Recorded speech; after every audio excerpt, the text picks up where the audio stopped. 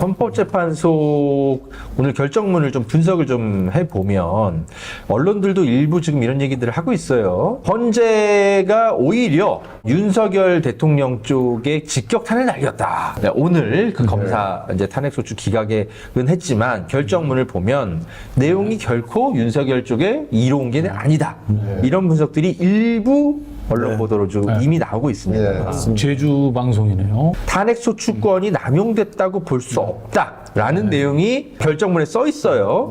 네. 탄핵소추의 주요 목적은 헌법 위반에 대한 법적 책임 추궁과 재발 방지를 통한 헌법 수호에 있다면서 국회 탄핵소추가 일정 수준으로 이 피소추자의 헌법 및 법률 위반 행위가 소명됐다라고까지 말을 했어요. 이 법은 있었으나 탄핵 그 파면에 이를 정도로 중대하진 않다 이렇게 봤다. 그렇지만 그럼에도 불구하고 탄핵소추의 중요 목적 정도는 소명이 된다라고 써 있습니다. 자, 그리고 하나 더 보시죠. 헌재가 이번에 만장일치 결정을 통해서 이창수 중앙지검장 등을 탄핵소추 기각을 했는데 이것도 윤석열 쪽에서 환영할 만한 내용이 아니다. 맞습니다. 라는 지금 분석이 벌써 나오고 있습니다.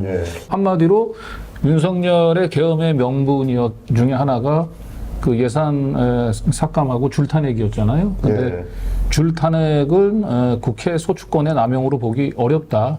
한마디로 사실상 그 계엄의 그 명분으로 내세운 중에 하나를 헌재가 이유 없다라고 사실상 기각을 한 거죠. 자, 우리 김성진 기자도 오늘 민들레에서 관련 기사를 쓰고 오셨죠? 네, 방금 강진구 기자께서 말씀하신 내용이랑 일맥상통한 건데요. 헌재에서 국회 탄핵이 남용된 게 아니다라는 거랑 이번에 이제 4명을 한 번에 처리를 했지 않습니까? 이게 이제 극우들의 주장을 반박하면서 오히려 헌재가 윤석열 파면으로 가는 절차적 정당성을 강화했다. 이런 주장을 좀 2개를 가지고 저희는 좀 분석을 했거든요. 선입선출 처리로 절차적 정당성도 강화되다. 이거 사실 약간 무슨 말인지는 이해가 안 되거든요. 자세히 좀 설명해 주실 수 있을까요? 자, 먼저 탄핵소추권이 남용되었다고 단정할 수 없다. 이게 지금 헌재 결정문이죠? 네, 그렇습니다. 이번 검사 3인에 대한 결정문 내용인데요.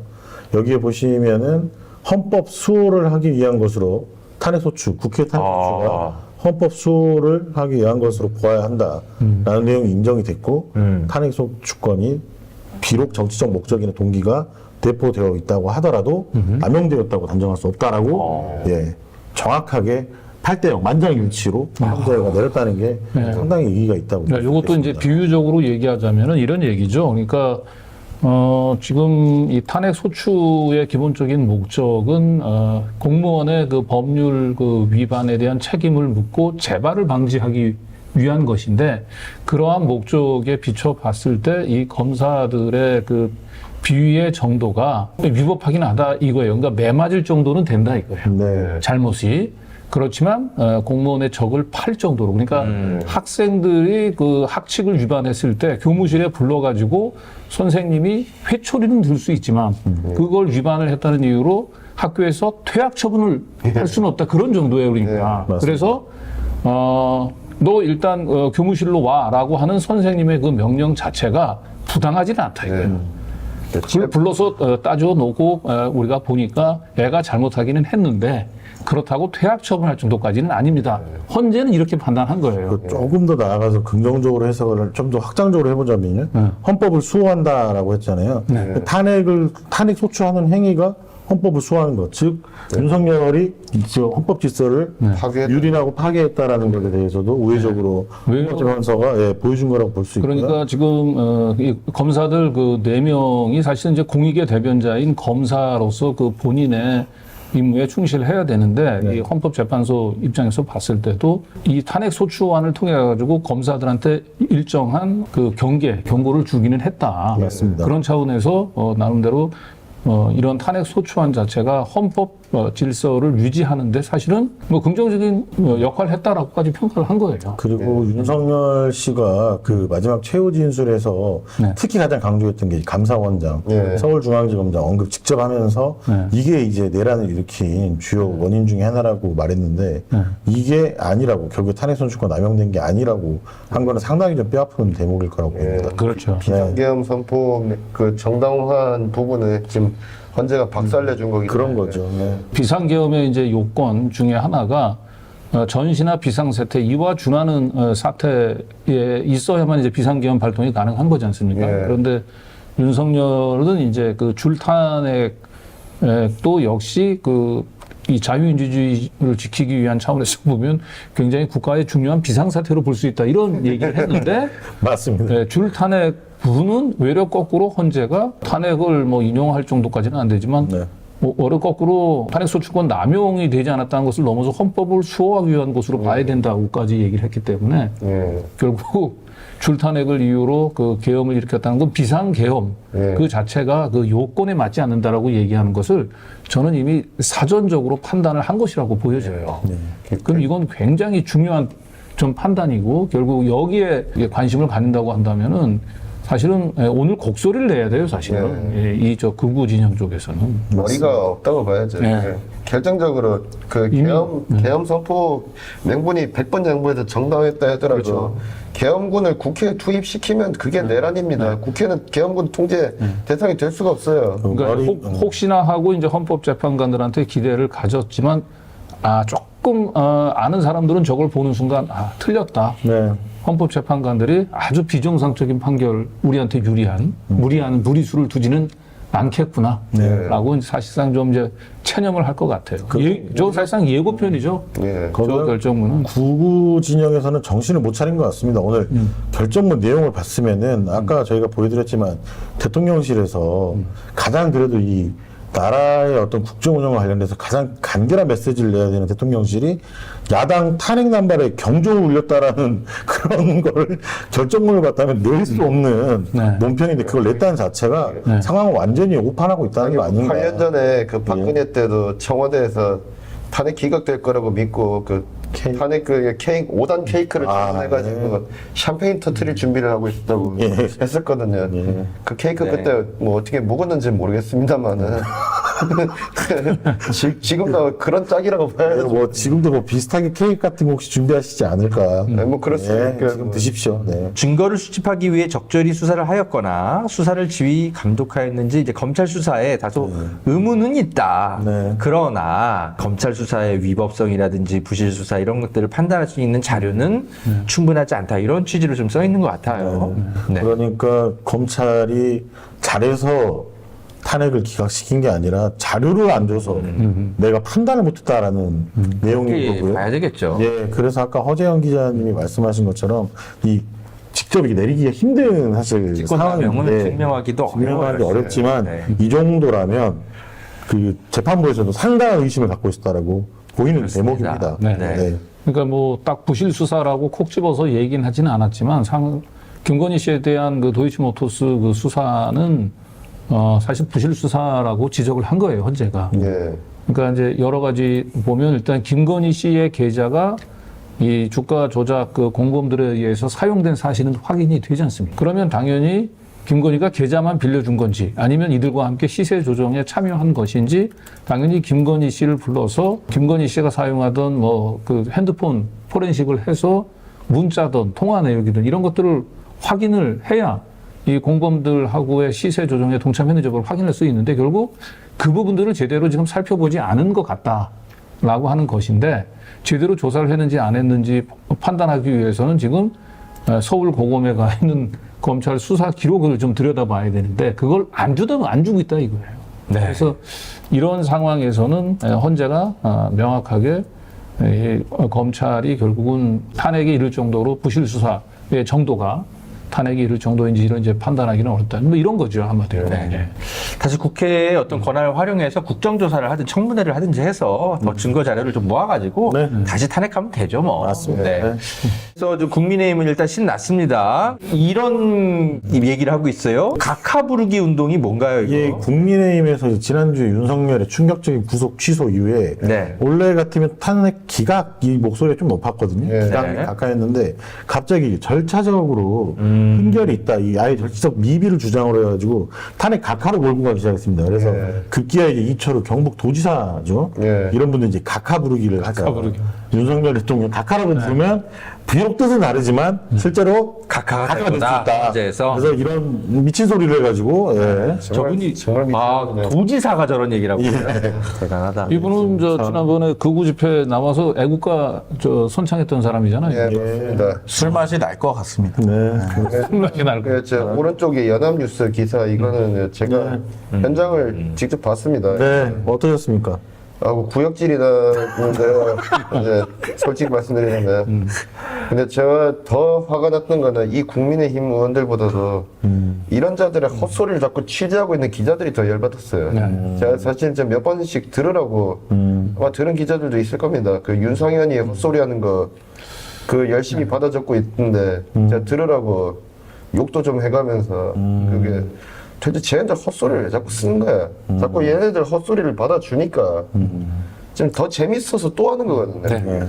관심을 꺼버려야 되는데 자꾸 또 받아주고 이러니까. 그래서 훌륭합니다. 뭐 탄핵 심판 이제 기각이 아니고 저 각하를 주장하는 저게 사실 헛소리일 수밖에 없는 게 네. 탄핵 심판 저게 이제 각하가 될 가능성 주장이 좀 두 가지잖아요. 우선 이제 첫 번째로 한 게 내란죄를 이제 그 탄핵 사유에서 철회한 부분들 하나 있고 네. 그다음에 헌법재판소가 변론기회를 충분히 주지 않았다. 불공정하게 진행했다. 이 두 가지잖아요. 네. 그런데 헌재가 스스로 뭐 불공정하게 진행했다는 것을 이유로 탄핵을 각하한다면 스스로 자기가 잘못했다는 걸 자인하는데 그럴 리가 있겠습니까? 그거는 뭐 완전 불가능한 그렇죠. 네. 탄핵 사유 중에 내란죄를 이제 철회했다라고 얘기하는 부분들은 탄핵 소추의 동일성이 유지가 되지 않았다 이런 얘기. 애당초에 탄핵 소추안이 있는데 거기서 내란죄를 덜어냈기 때문에 동일성이 유지되지 않으면은 사실은 탄핵 각하 사유가 되는 것은 맞아요. 네. 근데 오늘 감사원장의 이 결정문에 보니까 그 동일성이 유지되지 않는다라고 해서 각하한 부분이 하나가 있더라고요. 근데 그 경우는 뭐냐면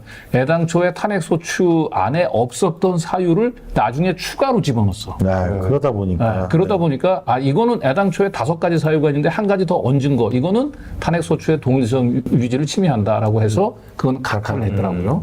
근데 내란죄를 덜어낸 건 덜어낸 거야. 그렇죠. 탄핵 사유가 5가지가 있다라고 얘기하는 것 중에 4가지만 가지고 탄핵을 한번 다퉈주세요라고 얘기하는 거거든. 그거는 탄핵 소추의 동일성을 침해받았다라고 할 수는 없는 거죠. 심지어 헌재가 그걸 또 그렇게 하자고 한 거 아닙니까? 또 헌재가 심지어 그렇게 권고를 했었고. 네. 예.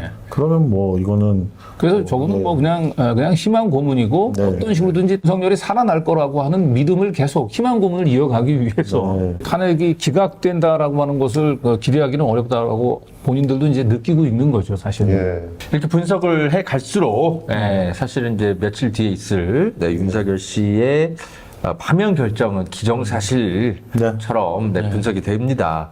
자, 또 하나 좀 의미 있는 분석을 우리 시민언론민들에서 기사를 썼던데 아까 그 선입선출의 원칙을 분석해 보면 더 많은 것이 보인다 이렇게 썼던데 어떤 내용인가요? 통상 이제 법원에서 선입선출의 원칙이라고 그러니까 먼저 들어오면 먼저 나간다라는 거죠. 그러니까 사건의 번호 순서대로 이렇게 처리를 하는 게 원칙이라고 합니다. 그래서 지금 저희가 말하는 이 내용은 이제 신용환 교수님이 그 극우 쪽에 있는 인사들 두 분 정도 취재해서 본인이 확인한 내용이라고 하면서 이제 말씀하신 건데요. 지금 이제 2024 헌납 2, 3, 4, 5, 6, 7, 8, 9 이렇게 쭉 탄핵 이제 탄핵 심판 사건들이 있습니다. 그래서 오늘 처리한 게 최재 감사원장부터 최재훈 반부패 2부장까지 2, 3, 4, 5를 끝낸 거죠. 그리고 6, 7 아직 박성재 법무부 장관이랑 조지호 경찰청장은 진행이 되지 않고 있습니다.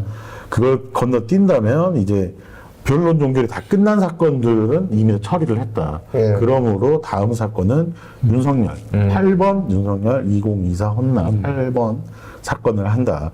왜 이게 지금 이야기를 다시 꺼내게 된 거냐면은 이 극우에서 자꾸 각하 이야기를 지금 갑자기 꺼내기 시작하고 절차적 흠결을 찾으려고 하다 보니까 헌재에서 실제로 이 4명을 한꺼번에 처리함으로써 선입선출 원칙을 지키지 않았느냐. 그러니까 절차적으로도 아주 그 사소한 꼬투리 시비거리가 없도록 하려고 이렇게 한 것이다라고 신용환 교수 분석했고 저도 오늘 이제 헌재에 출입하는 기자들 통해서 좀 이야기를 물어봤는데 이 의견에 대해서 실제로 헌재 내에서도 이런 의견들이 지금 돌고 있다.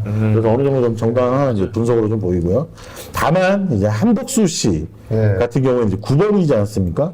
지금 계속 극우 매체들에서 한덕수 왜 지금 변론 연결이 지난달 19일에 끝났는데 2주가 넘도록 왜 지금 선고를 하지 않느냐 이런 이야기를 하거든요. 그래요. 근데 한덕수 이야기는 좀 유심히 볼 필요가 있습니다. 한덕수의 이 탄핵에는 뭐가 걸려 있냐면 당시 국민의힘에서 대통령 권한대행을 예.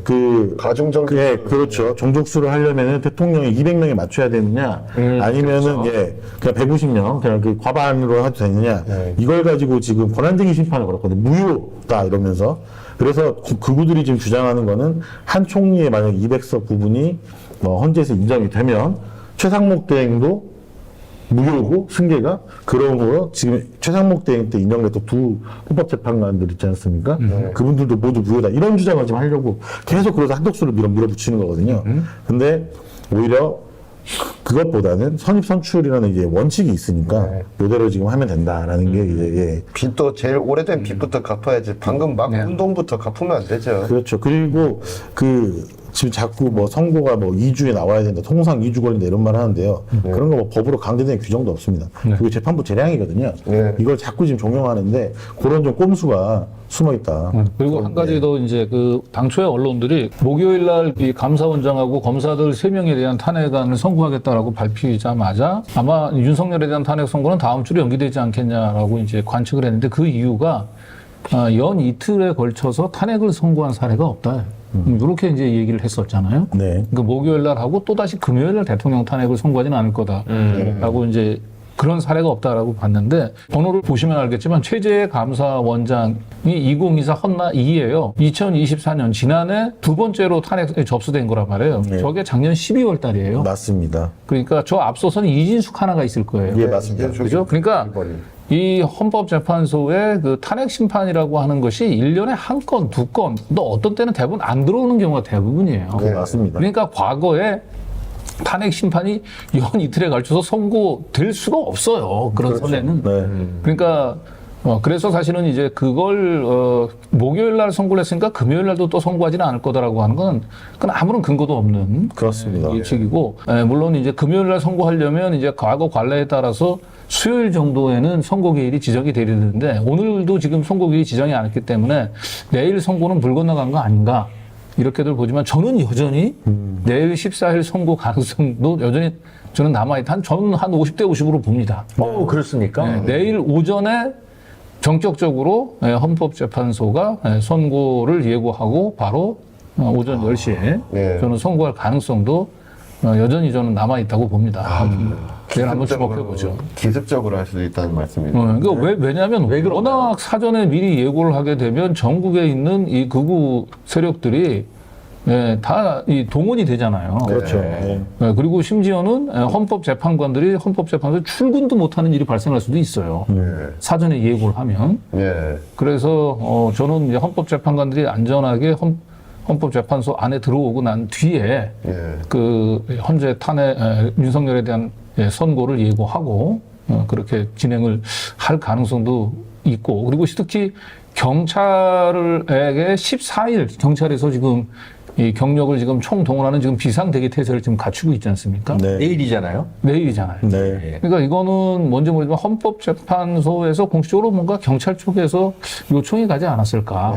충분히 가능성이 높아 보입니다. 특히 뭐 1월 19일에 그 서울 서부지법 폭동 사태도 있었으니까 그걸 예방하려면은 그 기습적으로 선고하는 것도 네. 방법이라고 봅니다.